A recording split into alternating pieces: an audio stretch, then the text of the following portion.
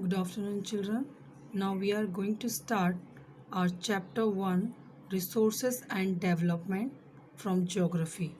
Okay, now, children, you are very much familiar with this chapter because earlier in class 8th you have studied this chapter about the resources and development. Now we are going to understand this chapter in detail. First, resources. So, what do you mean by resources?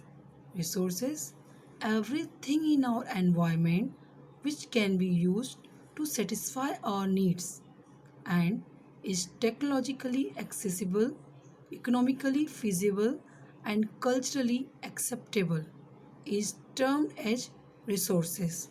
So, resources, everything available in our environment which can be used to satisfy our need. It means whatever things which we are using in our day-to-day life, they are all called the resources. If we are thirsty, we drink water. We are hungry, we need food. So whatever things which we are using, suppose if we have to go anywhere else, we need vehicle. If we want to send any product, any goods to anywhere else, we need transport. So whatever things which are using in our day-to-day life, they are all called the resources. Okay, so human being themselves are essential component of resources. Human being, it means people. People are also very much essential component of resources because human being have used natural resources and convert into different different necessary resources, different resources.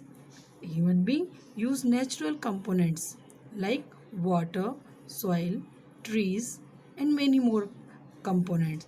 Right? So human being use natural resources and convert different different resources, create different resources according to their requirement. Okay, so they transform material available in the environment into resources and use them. Okay, the process of transformation of things available in our environment involve is interdependent relationship between nature, technology, and institutions. Human beings interact with the nature through technology and create institutions. Children, do you think that resources are free gift of nature as is assumed by many? So resources are a function of human activities. Human beings themselves are essential component of resources.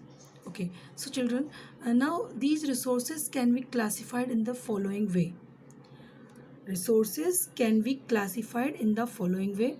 First, on the basis of origin. On the basis of origin, we can classify resources in two categories, biotic and abiotic. Okay, and on the basis of exhaustibility, resources can be classified in two categories, renewable and non-renewable. On the basis of ownership, we can classify these resources in four categories: individual, community, national and international. And on the basis of status of development, we can classify resources in potential, development, stock and reserve. Now we will continue these resources in next topic. Thank you.